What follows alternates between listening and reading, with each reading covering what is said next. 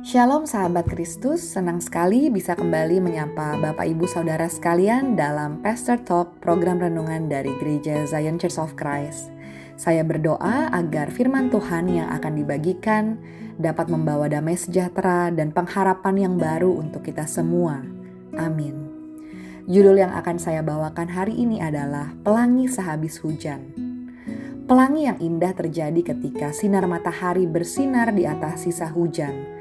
Lalu air hujan akan merefleksikan cahaya dan membiaskan bermacam-macam warna.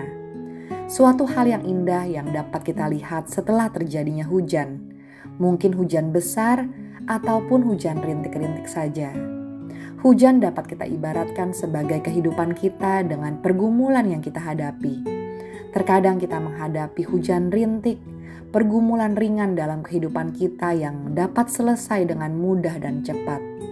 Hujan rintik juga tidak membuat kita kebasahan saat kita memakai payung.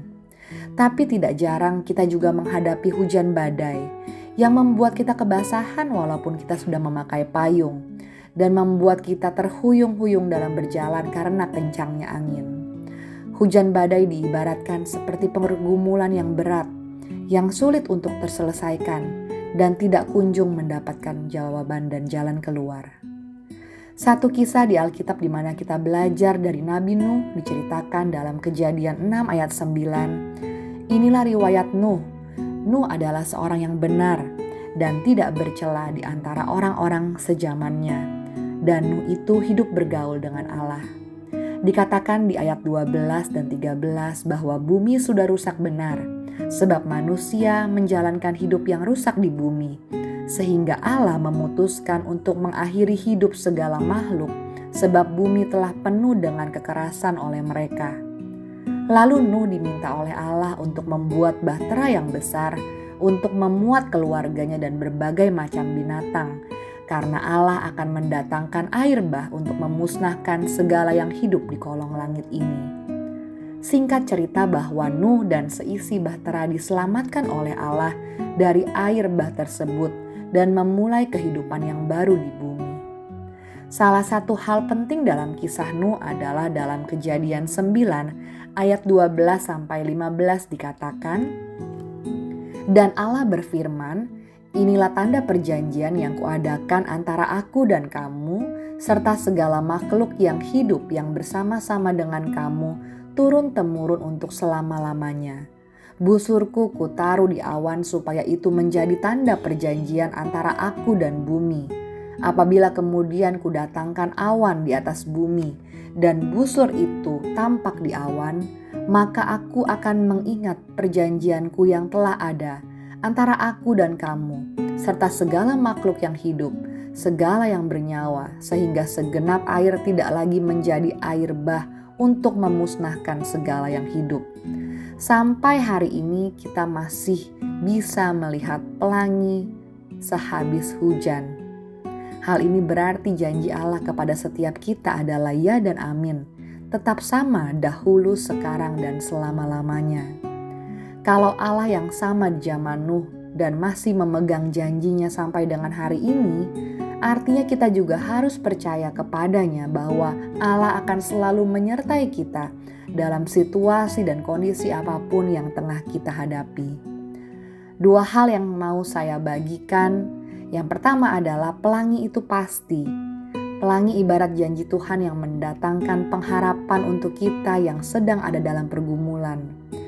Kita tidak bisa tahu kapan hujan akan datang dalam hidup kita. Kita juga tidak bisa menghentikan datangnya hujan rintik ataupun hujan badai. Tapi satu hal yang pasti kita percaya, pasti ada pelangi sehabis hujan. Penyertaan dan pengharapan Tuhan adalah hal yang pasti dan menjadi pegangan dalam kehidupan kita. Yesaya 41 ayat 10 berkata, "Janganlah takut sebab aku menyertai engkau. Janganlah bimbang sebab aku ini Allahmu. Aku akan meneguhkan, bahkan akan menolong engkau. Aku akan memegang engkau dengan tangan kananku yang membawa kemenangan." Yang kedua yang mau saya bagikan adalah pelangi itu indah. Pada saat kita melewati setiap pergumulan dalam kehidupan kita, dalam kesesakan ataupun kebingungan, seringkali kita tidak mengetahui tujuan dan maksudnya Tuhan. Tapi mulai hari ini mari kita ingat bahwa pelangi itu indah, seperti pelangi dengan berbagai macam warna yang membuat kita terkagum pada saat melihatnya. Begitupun juga rancangan Tuhan dalam kehidupan kita. Dikatakan dalam Yeremia 29 ayat 11, "Sebab aku ini mengetahui rancangan-rancangan apa yang ada padaku mengenai kamu. Demikianlah firman Tuhan, yaitu rancangan damai sejahtera dan bukan rancangan kecelakaan, untuk memberikan kepadamu hari depan yang penuh harapan." Baiklah, kita selalu ingat bahwa waktunya Tuhan adalah waktu yang terbaik dan maksud Tuhan adalah maksud yang indah. Seperti kita orang tua yang sangat mengasihi anak-anak kita, Dia pun adalah Bapa kita yang sangat mengasihi anak-anaknya. Sebagai ayat penutup, mari kita ingat Roma 8 ayat 28. Kita tahu sekarang bahwa Allah turut bekerja dalam segala sesuatu untuk mendatangkan kebaikan bagi mereka yang mengasihi Dia, yaitu bagi mereka yang terpanggil sesuai dengan rencana Allah. Kita yang adalah anak-anak Allah tidak perlu takut, tidak perlu ragu, tidak perlu gentar dalam menghadapi kehidupan kita, karena Allah kita, Bapa kita, pasti turut bekerja untuk mendatangkan kebaikan bagi kita anak-anaknya yang mengasihi Dia. Amin. Tuhan Yesus memberkati.